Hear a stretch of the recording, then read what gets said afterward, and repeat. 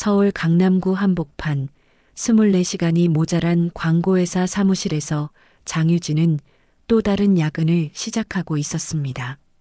모니터 화면 속 광고 카피를 바라보며 손끝으로 키보드를 두드리던 유진의 눈가에는 어느새 깊은 피로가 스며들어 있었죠. 35이라는 나이가 무겁게 느껴지는 요즘이었습니다. 또 수정이네요. 유진은 한숨을 내쉬며 클라이언트에게서 온 메일을 확인했습니다. 12번째 수정 요청이었죠. 언제부터인가 모든 일이 반복되는 느낌이었습니다.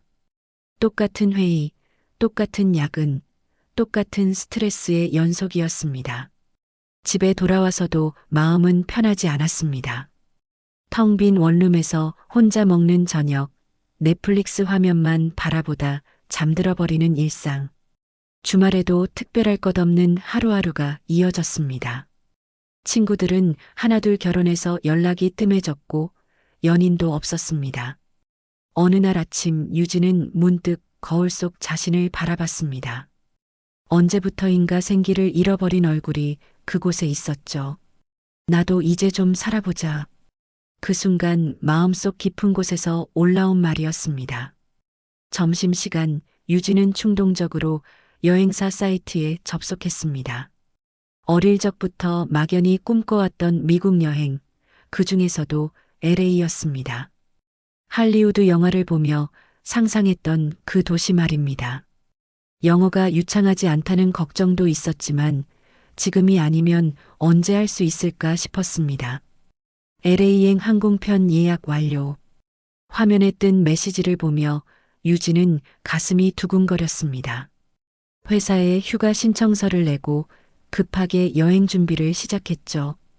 가이드북을 사고 간단한 영어 회화책도 준비했습니다. 출발 당일 인천공항에서 유진은 설렘과 불안이 뒤섞인 마음으로 비행기에 올랐습니다. 12시간의 긴 비행 끝에 도착한 LA 공항은 생각보다 복잡했습니다. 입국 심사를 받으며 떨리는 영어로 대답하는 자신이 어색했지만 그래도 해냈다는 뿌듯함이 있었죠. 첫날은 관광객다운 하루를 보냈습니다. 할리우드 명예의 거리를 걸으며 유명 배우들의 별 모양 명판을 찾아보고 유니버설 스튜디오에서는 마치 어린아이가 된 것처럼 즐거워했습니다. 혼자 온 여행이지만 자유롭다는 느낌이 좋았습니다. 저녁 무렵 유진은 다운타운의 한적한 공원에서 벤치에 앉아 휴식을 취하고 있었습니다. 셀카를 찍으며 어색하게 웃는 자신의 모습을 보니 여기까지 와서도 혼자라는 생각이 드네라는 말이 절로 나왔습니다. 그때였습니다. 옆자리에 누군가 앉는 기척이 느껴졌죠. 고개를 돌려보니 70대쯤 되어 보이는 한국인 할머니가 앉아 계셨습니다. 단정한 옷차림에 날카로운 눈빛을 가진 분이었습니다. 여기서는 가방 조심해. 여긴 생각보다 치안이 안 좋아. 할머니의 목소리는 쌀쌀맞으면서도 어딘가 정겨웠습니다. 말투에서 오랜 경험이 묻어났죠. 유진은 고마운 마음에 웃으며 고개를 끄덕였습니다. 감사합니다. 잠깐 관광 온 거라 잘 몰라서요. 할머니는 유진을 한번 훑어보더니 혼자 왔구나. 조심해야 해라고 말했습니다. 그리고는 벤치에서 일어나 천천히 걸어갔죠. 뒷모습을 보며 유진은 묘한 느낌을 받았습니다. 평범한 할머니 같으면서도 뭔가 다른 느낌이었거든요.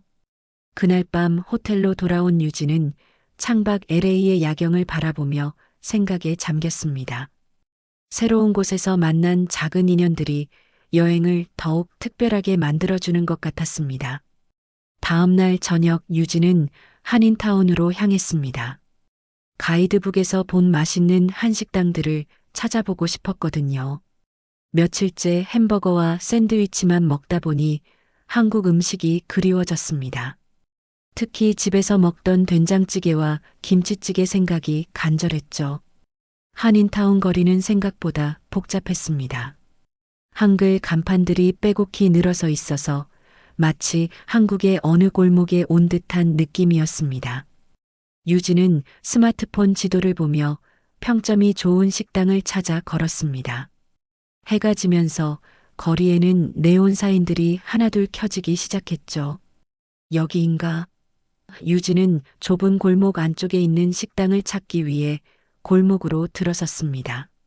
낮과 달리 어둑해진 골목은 조금 으스스했지만 맛있는 음식을 먹을 생각에 발걸음이 가벼웠습니다. 골목 중간쯤 걸어가던 그때였습니다. 갑자기 뒤에서 누군가 다가오는 발소리가 들렸습니다. 유진이 뒤를 돌아보려는 순간 검은 마스크를 쓴 남자가 나타났습니다. 기브미유 배그. 남자의 목소리는 거칠고 위협적이었습니다. 유진은 순간 머리가 하얘졌습니다. 가이드북에서 읽었던 주의사항들이 떠올랐지만 실제 상황이 닥치니 아무것도 할 수 없었습니다. 플리즈, DONT hurt me.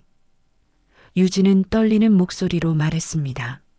하지만 강도는 더욱 거칠게 가방을 잡아당겼습니다. 유진은 본능적으로 가방을 놓지 않으려 했습니다. 여권과 신용카드, 현금까지 모든 것이 들어 있었거든요. 발버둥 치던 유진은 균형을 잃고 바닥에 넘어졌습니다. 무릎과 손바닥이 아스팔트에 쓸려 따가웠지만 그보다 무서움이 더 컸습니다. 강도는 가방을 빼앗으려 더욱 힘을 주었고 유진은 절망감에 눈을 감았습니다. 바로 그 순간이었습니다. 뒤에서 날아든 것은 정확하고 강력한 발차기였습니다. 퍽! 하는 소리와 함께 강도가 벽에 부딪혀 나가 떨어졌습니다. 유진은 깜짝 놀라 고개를 들었습니다. 거기 서 있는 사람은 다름 아닌 어제 공원에서 만났던 그 할머니였습니다. 김복희, 어제는 평범한 할머니로만 보였던 그분이 지금은 완전히 다른 모습이었습니다. 눈빛이 날카로웠고 자세도 마치 훈련받은 군인 같았습니다. 이놈이 어디서 한국 여자를 건드려. 복희의 목소리에는 분노가 가득했습니다. 강도는 벽에 부딪힌 충격으로 잠시 정신을 잃은 듯 했습니다. 복희는 재빠르게 강도에게 다가가 목을 누르며 제압했습니다. 그 동작은 마치 수십 년간 훈련받은 전문가의 것 같았습니다. 유진은 믿을 수 없다는 표정으로 그 광경을 바라봤습니다. 할머니, 어떻게? 유진의 말이 끝나기도 전에 복희는 휴대폰을 꺼내 911에 신고했습니다. 영어가 유창했고 상황 설명도 정확했습니다. 몇 분 후 경찰이 도착했습니다. 강도는 의식을 되찾았지만 복희가 누르고 있어서 꼼짝할 수 없었습니다. 미국 경찰관들도 놀란 표정이었습니다. 70대 할머니가 젊은 남자 강도를 제압한 상황이었으니까요. 아, you okay? 경찰관이 유진에게 물었습니다. 유진은 아직 충격에서 벗어나지 못한 채 고개를 끄덕였습니다. 강도가 연행된 후 복희는 조용히 유진에게 손을 내밀었습니다. 다쳤어? 따라와. 소독은 해야지. 유진은 얼떨떨한 채로 복희의 손을 잡고 일어났습니다. 무릎과 손바닥의 상처에서 피가 났지만 그보다 더 큰 궁금증이 마음을 가득 채웠습니다. 도대체 이 할머니는 누구일까? 어떻게 그런 동작이 가능한 걸까? 고맙습니다. 구해주셔서 정말 고맙습니다. 유진은 진심을 담아 말했습니다. 복희는 담담한 표정으로 당연한 일을 했을 뿐이야라고 답했습니다. 그러면서 유진을 데리고 골목을 빠져나왔습니다. 걸어가며 유진은 복희의 뒷모습을 바라봤습니다. 어제와는 완전히 다른 사람 같았습니다. 평범한 할머니가 아니라 뭔가 특별한 과거를 가진 분 같았거든요. 그 날카로운 판단력과 정확한 동작은 우연이 아니었습니다. 복희의 집은 한인타운에서 조금 떨어진 조용한 주택가에 있었습니다. 단층 주택이었지만 정원이 깔끔하게 정리되어 있었고 대문 앞에는 작은 화분들이 가지런히 놓여 있었습니다. 평범한 이민자 가정의 집 같았죠. 들어와. 복희는 현관문을 열며 유진을 안으로 안내했습니다. 집 안은 생각보다 넓었습니다. 거실에는 오래된 소파와 텔레비전이 있었고 한쪽 벽에는 큰 액자들이 걸려 있었습니다. 유진이 거실에 들어서자마자 눈에 띈 건 벽에 걸린 흑백 사진들이었습니다. 젊은 시절의 복희로 보이는 여성이 군복을 입고 있는 사진이었죠. 그런데 그 군복이 보통 군복과는 달라 보였습니다. 더 정교하고 특별해 보였거든요. 앉아. 약 가져올게. 복희는 유진을 소파에 앉히고 안쪽 방으로 들어갔습니다. 유진은 혼자 남겨진 거실에서 주변을 둘러봤습니다. 벽 한쪽에는 총기 훈련장에서 찍은 듯한 사진들이 있었습니다. 관역을 맞춘 성적표도 보였는데 모두 만점에 가까운 점수들이었습니다. 그 옆에는 낡은 군번줄이 담긴 액자도 있었습니다. 가장 눈에 띄는 건 거실 한복판에 걸린 큰 액자였습니다. 그 안에는 707 특수임무단이라는 글자가 새겨진 휘장과 함께 낡은 군복이 보관되어 있었습니다. 유진은 그 앞에 서서 자세히 들여다봤습니다. 궁금하지? 복희가 응급처치 상자를 들고 나오며 말했습니다. 유진은 깜짝 놀라 뒤를 돌아봤습니다. 할머니, 이거 혹시 군복이세요? 유진은 조심스럽게 물었습니다. 707이라는 숫자가 뭔가 특별해 보였거든요. 복희는 잠시 눈을 감았습니다. 그리고 유진을 소파에 앉히며 상처를 소독하기 시작했습니다. 707이 뭔지는 모르지? 난 거기 천여군 특수요원이었어. 유진의 눈이 커졌습니다. 특수요원이라니 영화에서나 봤던 이야기였습니다. 정말요? 그럼 아까 그 동작은 이름만 대면 안다고 할 놈들, 내가 훈련시켰지. 복희의 목소리에는 자부심이 섞여 있었습니다. 하지만 동시에 씁쓸함도 느껴졌습니다. 유진은 믿을 수 없었습니다. 겉보기엔 시장에서 채소라도 팔 것 같은 평범한 할머니가 대한민국 특수부대의 전설이라니. 그런데 복희의 표정을 보니 농담이 아니었습니다. 그럼 지금도 그 일을 하세요? 유진이 물었습니다. 복희는 고개를 저었습니다. 아니야.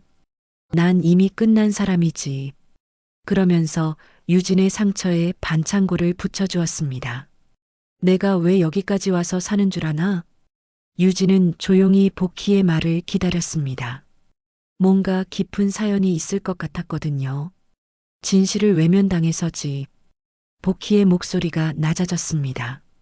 내가 했던 일들, 내가 지킨 것들 아무도 기억하지 않아. 복희는 일어나서 벽에 걸린 사진들을 바라봤습니다. 1990년대였어. 나는 707 부대에서 유일한 여자였지.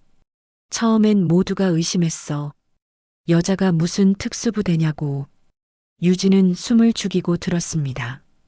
복희의 이야기에는 깊은 상처가 묻어 있었습니다.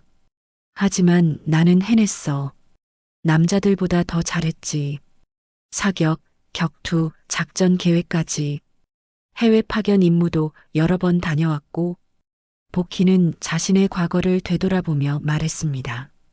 그럼 왜 여기 계세요? 유진이 궁금해했습니다. 복희의 표정이 어두워졌습니다. 마지막 임무에서 문제가 생겼어. 부대장이었던 박영섭 대령의 실수였는데 그 책임을 내가 뒤집었었지. 유진은 충격을 받았습니다. 그럴 리가요. 왜 그런 일을? 여자였으니까. 복희의 대답은 간단했습니다. 희생양이 필요했고 나는 가장 만만한 상대였어. 불명예 전역을 당했지. 그리고 조용히 한국을 떠나 여기로 왔어. 복희는 군번줄이 담긴 액자를 바라봤습니다. 군번줄? 그건 그냥 쇠조각일 뿐이야. 그보다 더 아픈 건 아무도 내가 했던 걸 기억 못한다는 거지. 유진은 가슴이 아팠습니다. 나라를 위해 헌신했던 사람이 이런 대우를 받다니. 그건 너무 불공평해요. 세상이 원래 그래. 복희는 쓴웃음을 지었습니다. 하지만 후회는 안 해. 내가 선택한 길이었으니까. 유진은 점점 복희에게 끌리기 시작했습니다. 이 할머니의 이야기에는 뭔가 특별한 힘이 있었습니다. 그리고 묘한 책임감도 느꼈습니다. 이런 억울한 일이 그냥 묻혀서는 안 된다는 생각이 들었거든요. 할머니, 저 기자예요. 아니, 광고회사 다니지만 원래 꿈은 기자였어요. 유진이 말했습니다. 이 이야기를 사람들이 알아야 하지 않을까요? 복희는 고개를 저었습니다. 이미 끝난 일이야. 누가 믿겠어? 하지만 유진의 마음속에는 이미 결심이 서고 있었습니다. 이 할머니를 도와야겠다는 이상한 사명감이 피어오르고 있었거든요. 다음 날 아침 유진은 복희와 함께 아침 식사를 했습니다. 복희가 직접 끓여준 된장찌개의 맛은 어머니가 해주던 것과 비슷했습니다. 따뜻한 밥과 함께 먹으니 며칠간의 피로가 풀리는 느낌이었죠. 할머니, 어젯밤에 생각해 봤는데요. 유진이 조심스럽게 말을 꺼냈습니다. 정말 억울한 일이에요. 이런 일이 그냥 묻혀서는 안 되잖아요. 복희는 고개를 저었습니다. 세상 일이 그렇게 간단하지 않아. 이미 30년도 넘은 일이고 증거도 없어. 하지만 유진은 포기할 생각이 없었습니다. 증거가 없다고 하셨지만 할머니 이야기만으로도 충분해요. 그때 함께 일했던 사람들도 있을 거고요. 복희는 잠시 멈춰서 유진을 바라봤습니다. 왜 이렇게까지 하려고 해? 남의 일인데. 남의 일이 아니에요. 유진의 목소리에는 진심이 담겨 있었습니다. 할머니가 저를 구해주셨잖아요. 그리고 이건 단순히 할머니 개인의 문제가 아니라 우리나라 군대의 문제예요. 복희는 한숨을 쉬며 과거 이야기를 더 자세히 들려주기 시작했습니다. 1990년대 초반이었어. 나는 707부대에서 유일한 여군 특수요원이었지. 처음에는 정말 힘들었어. 남자들은 나를 인정하지 않았고 더 혹독한 훈련을 받아야 했어. 복희의 눈빛이 멀어졌습니다. 하지만 나는 포기하지 않았어. 새벽 5시에 일어나서 개인 훈련을 하고 남들보다 2배는 더 연습했지. 사격장에서는 항상 만점을 받았고 체력 테스트도 남자들을 앞질렀어. 유진은 숨을 죽이고 들었습니다. 복희의 이야기에는 피와 땀이 묻어 있었습니다. 첫 번째 실전 투입은 해외 인질 구출 작전이었어. 동남아 어느 나라에서 한국인 관광객들이 무장단체에게 납치당한 사건이었지. 나는 현지 여성으로 변장해서 정보를 수집하는 역할이었어. 복희는 잠시 말을 멈췄습니다. 그때의 기억이 생생한 듯 했습니다. 작전은 성공했어. 인질들을 모두 구출했고 무장단체 리더도 체포했지. 하지만 언론에 발표될 때는 내 이름은 빠져 있었어. 남성 대원들의 활약이라고만 나왔지. 유진은 가슴이 답답했습니다. 그럴 수가 있나요? 그게 시작이었어. 복희가 계속 말했습니다. 그 후로도 수십 번의 작전에 참여했지. 국내 테러 방지, 해외 정보 수집, 요인 경호까지. 하지만 공식 기록에는 항상 내 이름이 빠져 있었어. 복희는 일어나서 서랍에서 낡은 앨범을 꺼내왔습니다. 그 안에는 작전 사진들과 동료들과 찍은 사진들이 있었습니다. 모두 흑백 사진이었고 복희는 그중 유일한 여성이었습니다. 이 사람들 봐. 내 전우들이었어. 복희가 사진을 가리키며 말했습니다. 김중사, 이병장, 박상사.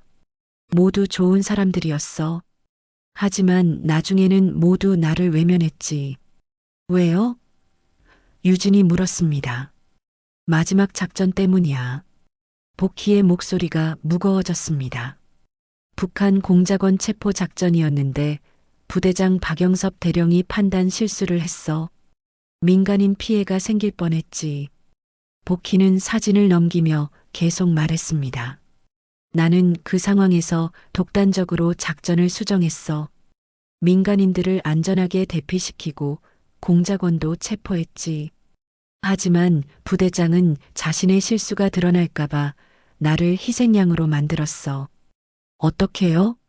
작전 실패의 책임을 나에게 떠넘긴 거야. 지휘 계통을 무시했다는 이유로 군법회의에 회부했고 결국 불명예 전역을 당했지. 복희의 목소리에는 분노와 서러움이 섞여 있었습니다. 그때 동료들은 뭐라고 했어요? 아무도 나를 지켜주지 않았어. 복희가 씁쓸하게 웃었습니다. 다들 자신의 앞날이 중요했으니까. 여자 하나 때문에 자신들까지 피해보고 싶지 않았던 거지. 유진은 주먹을 꽉 쥐었습니다. 그런 일이 있어서는 안 되는데. 그래서 나는 한국을 떠났어.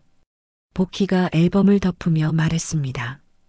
더 이상 그 땅에서 살고 싶지 않았거든. 여기 LA로 와서 조용히 살기로 했어. 하지만 할머니는 잘못한 게 없잖아요. 오히려 영웅인데요. 복희는 고개를 저었습니다. 영웅? 그런 거 필요 없어. 그냥 내가 해야 할 일을 했을 뿐이야. 유진은 복희의 이야기를 들으며 마음이 무거워졌습니다. 동시에 이 억울한 진실을 세상에 알려야겠다는 결심도 더욱 굳어졌습니다. 이런 일이 다시는 일어나서는 안 된다고 생각했거든요. 복희와 함께 지낸 지 사흘째 되던 날 유진은 아침 뉴스를 보다가 깜짝 놀랐습니다. 한인타운에서 무장강도 사건이 연달아 발생하고 있다는 소식이었습니다. 특히 그 강도는 한국인만을 노리고 있다는 점이 이상했습니다. 할머니, 이 뉴스 보세요. 유진이 복희를 불렀습니다. 텔레비전 화면에는 용의자의 몽타주가 나오고 있었습니다. 복희가 화면을 보는 순간 얼굴이 굳어졌습니다. 이건 복희의 목소리가 떨렸습니다. 그 몽타주는 복희에게 뭔가 기억을 떠올리게 하는 듯 했습니다. 할머니, 혹시 아는 사람이에요? 유진이 걱정스럽게 물었습니다. 복희는 잠시 말이 없었습니다. 그러다가 천천히 입을 열었습니다. 닮았어. 내가 예전에 잡았던 놈과. 잡았다고요? 1995년 동남아 작전 때였어. 국제마약 조직의 간부를 체포하는 임무였지. 그때 그 조직에 한국계 조직원이 있었는데 복희는 기억을 더듬었습니다. 그때 유진의 휴대폰이 울렸습니다. 한국에서 온 전화였습니다. 여보세요? 유진아, 너 괜찮니? 뉴스 봤는데 LA에서 한국인들이 위험하다던데. 어머니의 목소리였습니다. 괜찮아요, 엄마. 안전한 곳에 있어요. 유진이 안심시켰습니다. 전화를 끊고 나니 복희가 창밖을 내다보고 있었습니다. 나가지 마. 오늘은 집에 있어. 왜요? 느낌이 안 좋아. 복희의 직감은 오랜 훈련으로 다져진 것이었습니다. 하지만 오후가 되자 상황이 바뀌었습니다. 복희의 한국인 친구에게서 급한 전화가 왔습니다. 한인마켓에서 일하는 친구의 딸이 그 무장 강도에게 위협을 받고 있다는 것이었습니다. 안 되겠어. 가야겠어. 복희가 일어났습니다. 저도 같이 갈게요. 유진이 말했습니다. 안 돼. 위험해. 할머니 혼자 보낼 수 없어요. 유진은 고집을 부렸습니다. 결국 둘은 함께 한인마켓으로 향했습니다. 가는 길에 복희는 계속 주변을 살폈습니다. 마치 적의 존재를 느끼는 것 같았습니다. 한인마켓에 도착했을 때는 이미 경찰이 와 있었습니다. 하지만 강도는 이미 사라진 후였습니다. 다행히 인명피해는 없었지만 마켓 주인은 크게 놀란 상태였습니다. 복희 언니 고마워요. 마켓 주인이 복희에게 인사했습니다. 그런데 이상해요. 그 사람이 자꾸 복희 언니 이름을 물어보더라고요. 복희와 유진은 서로를 바라봤습니다. 이건 단순한 강도 사건이 아니었습니다. 집으로 돌아가자. 복희가 말했습니다. 하지만 집으로 가는 길에서 그들을 기다리고 있는 사람이 있었습니다. 골목 어귀에서 검은 옷을 입은 남자가 나타났습니다. 그는 복희를 보자마자 소름 끼치는 웃음을 지었습니다. 김복희, 드디어 찾았군. 남자의 목소리는 차갑고 위협적이었습니다. 복희는 즉시 유진을 자신의 뒤로 숨겼습니다. 유진아, 내 뒤에 있어. 2년 드디어 찾았다. 남자가 총을 꺼내며 말했습니다. 그때 날 망쳐놓고도 편히 살았냐? 복희는 그제야 그 남자가 누구인지 확실히 알았습니다. 리창수, 살아있었구나. 놀랐지? 감옥에서 25년 썩다가 겨우 나왔어. 그동안 너만 생각하며 살았다고. 유진은 숨을 죽이고 상황을 지켜봤습니다. 이 남자는 복희가 과거에 체포했던 국제범죄 조직원이었던 것입니다. 복수하러 왔어. 내가 내 인생을 망쳤으니 이제 내가 내 인생을 끝내주마. 리창수가 총구를 복희에게 겨누었습니다. 유진은 공포에 떨었습니다. 하지만 복희는 전혀 두려워하지 않았습니다. 오히려 눈빛이 예전의 특수요원 시절로 돌아간 것 같았습니다. 너처럼 잊은 줄 알았냐? 복희가 말했습니다. 나도 준비했지. 복희는 재빠르게 움직였습니다.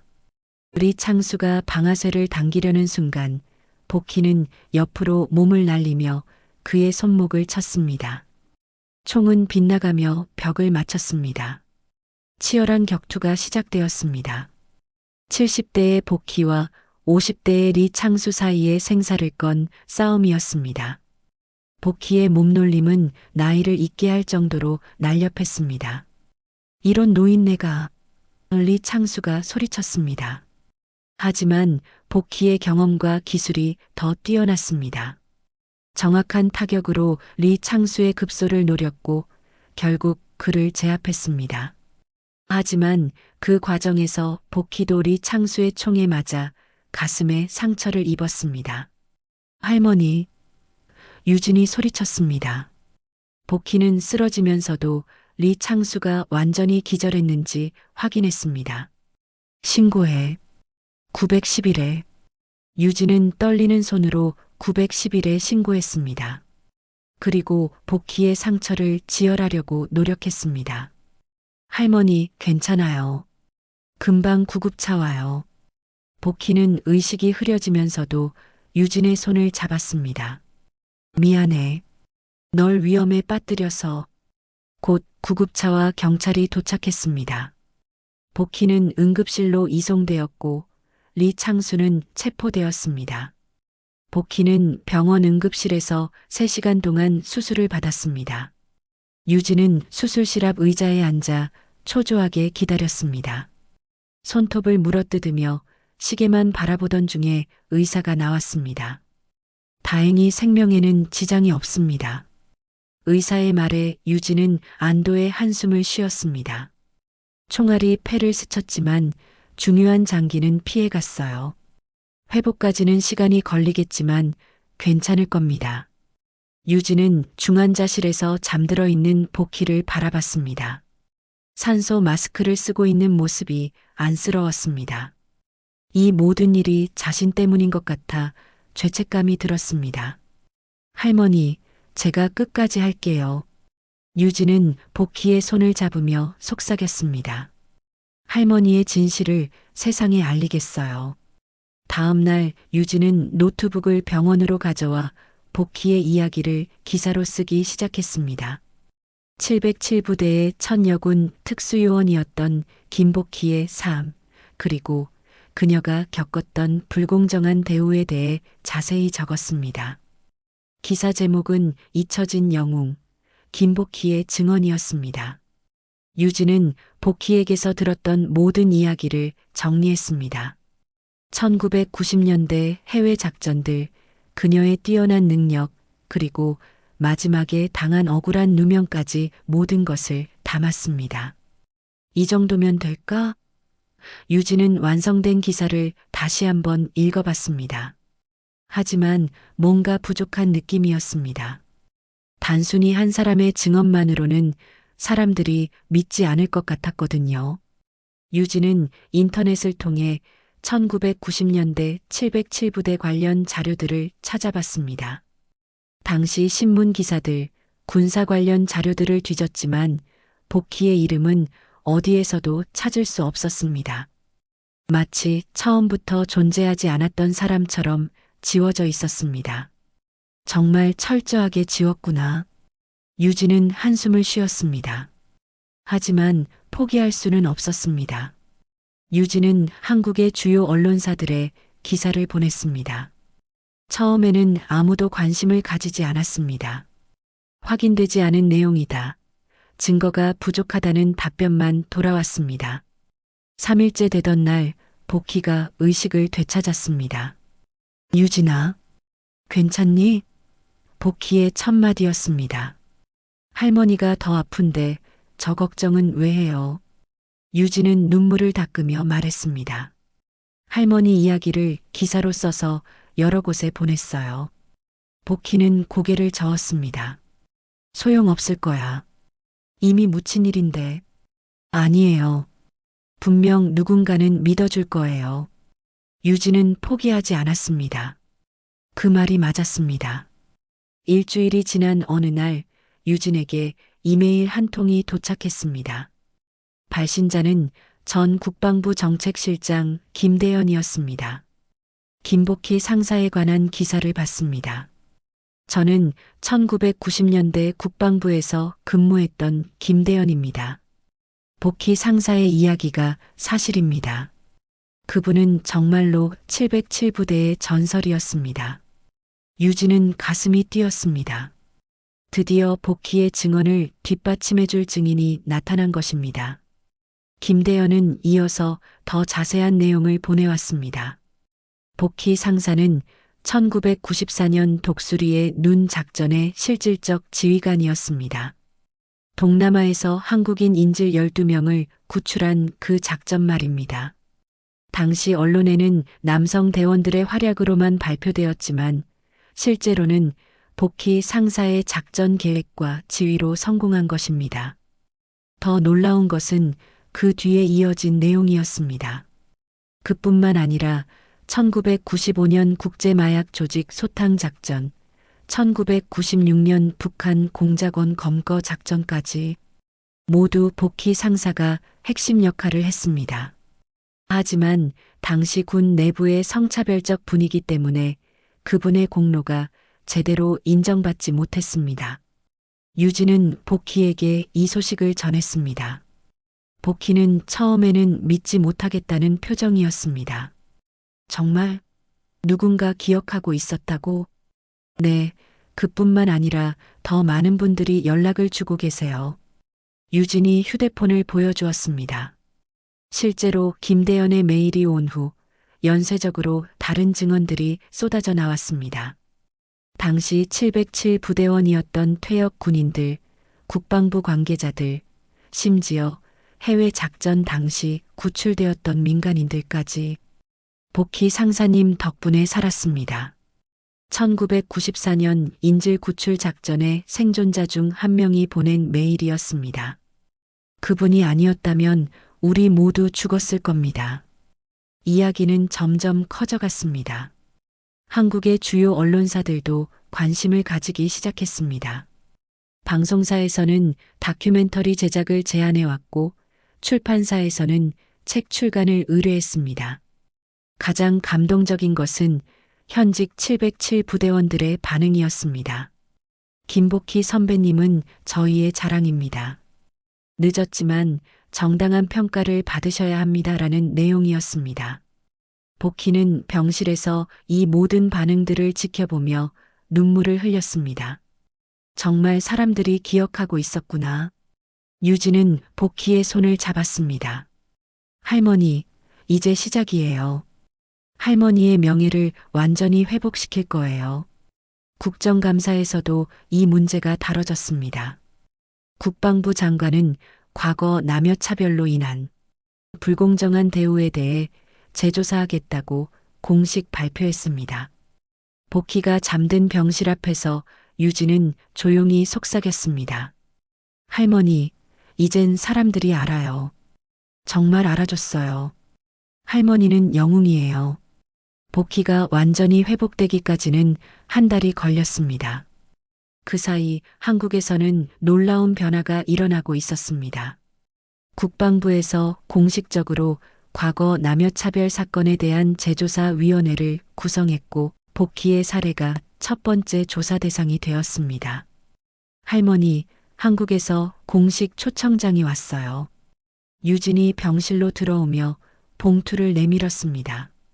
국방부 공식 문서였습니다. 복희는 떨리는 손으로 초청장을 받아들었습니다. 김복희 여사님의 명예 회복을 위한 공식 행사에 초대합니다라고 적혀 있었습니다. 정말 갈 거예요? 복희가 유진을 바라봤습니다. 30년 만에 조국으로 돌아간다는 것이 믿어지지 않았습니다. 당연히 가야죠. 할머니가 받아야 할 대우를 받으러요. 유진이 단호하게 말했습니다. 2주 후 복희와 유진은 인천공항에 도착했습니다. 공항에는 예상보다 많은 사람들이 기다리고 있었습니다. 기자들뿐만 아니라 현직 군인들, 그리고 복희의 이야기를 들은 시민들까지 모여 있었습니다. 김복희 여사님, 돌아오신 것을 환영합니다. 국방부 관계자가 나와서 인사했습니다. 복희는 30년 만에 밟는 한국 땅에서 감격했습니다. 공항 로비를 지나며 대한민국 최초 여군 특수요원 김복희 여사 환영이라는 현수막을 보았을 때는 눈물이 났습니다. 기자회견장에서 복희는 처음으로 공식적인 자리에서 자신의 이야기를 했습니다. 30년 전 이 땅을 떠날 때는 억울함과 분노만 있었습니다. 하지만 오늘 이렇게 돌아오게 되어 감사합니다. 그동안 어떤 심정이셨습니까? 기자가 질문했습니다. 외로웠습니다. 복희의 답변은 간단했지만 깊은 울림이 있었습니다. 내가 조국을 위해 한 일들이 아무 의미 없는 것처럼 느껴졌거든요. 하지만 이제 알겠습니다. 진실은 언젠가 밝혀진다는 것을. 다음 날 국방부 청사에서 공식적인 명예회복 행사가 열렸습니다. 국방부 장관이 직접 나와서 복희에게 사과했습니다. 김복희 여사님께 진심으로 사과드립니다. 과거 남녀차별과 불공정한 대우로 인해 고통받으신 점을 깊이 사과드리며 오늘 이 자리에서 여사님의 명예를 공식적으로 회복시켜드립니다. 복희는 새로운 무공훈장을 받았습니다. 그 순간 30년간 쌓인 억울함이 눈물과 함께 흘러내렸습니다. 행사장에는 복희의 옛 동료들도 와 있었습니다. 당시 함께 작전을 수행했던 전우들이었습니다. 그들은 복희에게 다가와 고개를 숙였습니다. 복희야, 미안했다. 그때 우리가 너를 지켜주지 못해서. 김중사였던 김철호가 말했습니다. 우리도 겁쟁이였어.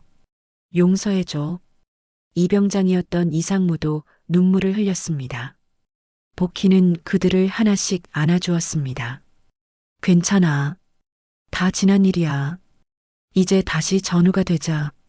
유진도 그 자리에 함께 섰습니다. 복희가 유진의 손을 잡으며 말했습니다.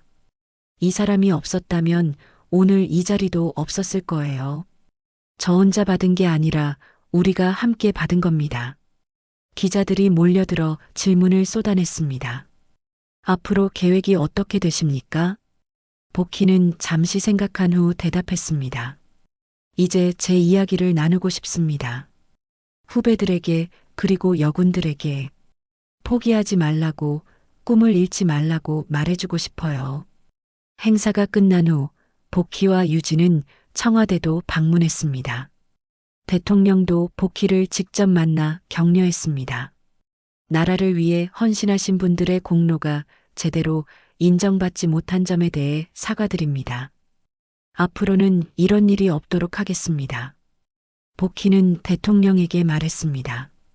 저는 특별한 대우를 원하는 게 아닙니다. 다만 후배들이 남성 여성 성별 때문에 차별받지 않는 군대가 되었으면 좋겠습니다. 그날 저녁 복희와 유진은 한강공원을 걸었습니다. 서울의 야경을 바라보며 복희가 말했습니다. 꿈 같아.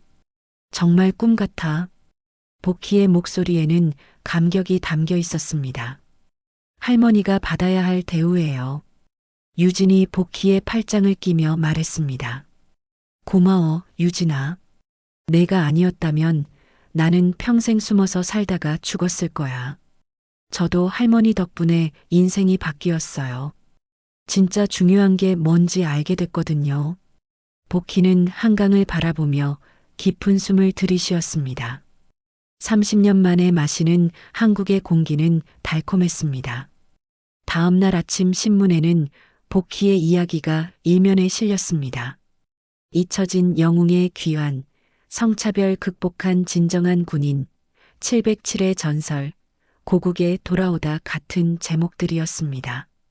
복희는 이제 더 이상 숨어 살지 않기로 했습니다. 자신의 이야기를 통해 세상을 바꾸고 싶었습니다. 특히 여성들이 꿈을 포기하지 않도록 도와주고 싶었습니다. 명예회복 행사가 끝난 지 한 달 후 복희에게는 전국 각지에서 강연 요청이 쏟아져 들어왔습니다. 국방대학교, 육군사관학교, 여군교육대, 그리고 일반 대학교까지 모두가 복희의 이야기를 듣고 싶어 했습니다. 첫 번째 강연은 국방대학교에서 열렸습니다. 강당에는 현직 장교들과 사관생도들이 가득 찼습니다. 복희가 단상에 올라서자 모든 사람들이 기립박수를 보냈습니다. 안녕하십니까? 저는 김복희입니다. 복희의 첫 인사는 담담했습니다. 오늘 여러분께 제 이야기를 들려드리려고 합니다. 화려한 무용담이 아니라 한 군인의 솔직한 이야기를 말입니다. 복희는 자신의 삶을 차근차근 들려주었습니다. 707부대에 들어가기 위해 얼마나 많은 노력을 했는지 남자들보다 2배는 더 훈련했던 이야기들을 했습니다. 저는 강하지 않았습니다. 복희가 말했습니다. 그냥 내가 해야 할 일을 했을 뿐입니다. 포기하고 싶은 순간이 수없이 많았지만 그때마다 조국과 국민을 생각했습니다. 청중들은 숨을 죽이고 들었습니다. 특히 여군 장교들의 눈에는 눈물이 맺혀 있었습니다. 여러분에게 당부드리고 싶은 것은 남성이라는 이유로, 여성이라는 이유로 누군가를 차별하지 말라는 것입니다. 능력으로 평가받는 군대, 그것이 진정 강한 군대입니다. 강연이 끝난 후 질문 시간에 한 여군 소위가 손을 들었습니다. 선배님, 힘들 때 어떻게 견뎌내셨나요? 복희는 잠시 생각한 후 답했습니다. 동료들을 생각했습니다. 내가 포기하면 나 때문에 다른 여군들도 기회를 잃을 수 있다고 생각했거든요. 나 혼자만의 문제가 아니었습니다. 두 번째 강연은 이화여자대학교에서 열렸습니다. 여학생들로 가득 찬 강당에서 복희는 다른 메시지를 전했습니다. 여러분, 세상은 여러분이 생각하는 것보다 빠르게 변하고 있습니다. 불가능해 보이는 일도 포기하지 마세요. 제가 증명했잖아요.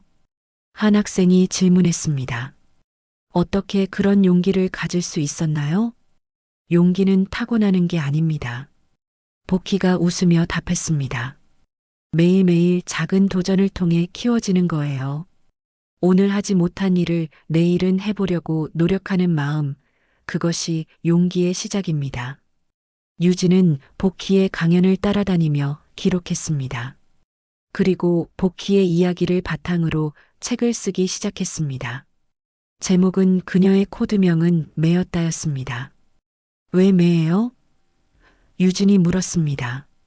707부대에서 내 코드명이었어. 복희가 설명했습니다. 매는 하늘을 자유롭게 날지만 필요할 때는 정확하게 목표를 향해 급강하거든. 나도 그런 군인이고 싶었어. 책 출간과 함께 복희의 다큐멘터리도 제작되었습니다. 국내뿐만 아니라 해외에서도 관심을 보였습니다. 특히 여성의 권익 신장을 다루는 국제기구들에서 복희를 초청했습니다. 유엔 여성기구에서 열린 국제 컨퍼런스에서 복희는 전 세계 여성들 앞에서 연설했습니다. 저는 한국의 김복희입니다. 30년 전 여성이라는 남녀차별 때문에 군대에서 쫓겨났지만 오늘 이 자리에 서 있습니다. 포기하지 않으면 기적은 일어납니다. 복희의 이야기는 전 세계로 퍼져나갔습니다. 각국의 여군들이 복희에게 편지를 보내왔습니다. 당신 덕분에 용기를 얻었다. 나도 포기하지 않겠다는 내용들이었습니다. 한국에서도 변화가 일어났습니다. 국방부는 과거 남녀차별 사건들을 전면 재조사하기로 했습니다. 그리고 복희의 이름을 딴 김복희 여군 리더십 센터를 설립하기로 결정했습니다. 복희는 그 소식을 들었을 때 울었습니다. 내 이름이 후배들에게 도움이 될 수 있다니. 유진도 변화했습니다.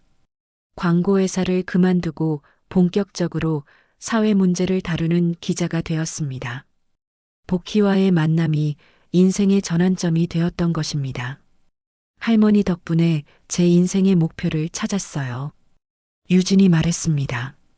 나도 내 덕분에 새로운 삶을 살게 됐어. 복희가 답했습니다. 1년 후 복희는 서울에 정착했습니다. 더 이상 숨어 살지 않았습니다. 매주 강연을 하고 여군 후배들을 만나 조언을 해주었습니다.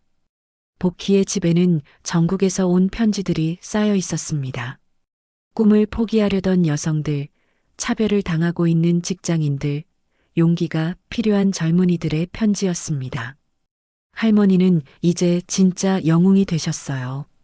유진이 말했습니다. 복희는 고개를 저었습니다. 영웅은 아니야. 그냥 자신의 길을 끝까지 간 사람일 뿐이지. 어느 날 저녁 복희와 유진은 한강에서 산책을 했습니다. 석양이 강물에 반사되어 아름다웠습니다. 후회 없으세요? 유진이 물었습니다. 전혀. 복희가 단호하게 답했습니다. 오히려 감사해. 내 이야기가 다른 사람들에게 도움이 되고 있으니까.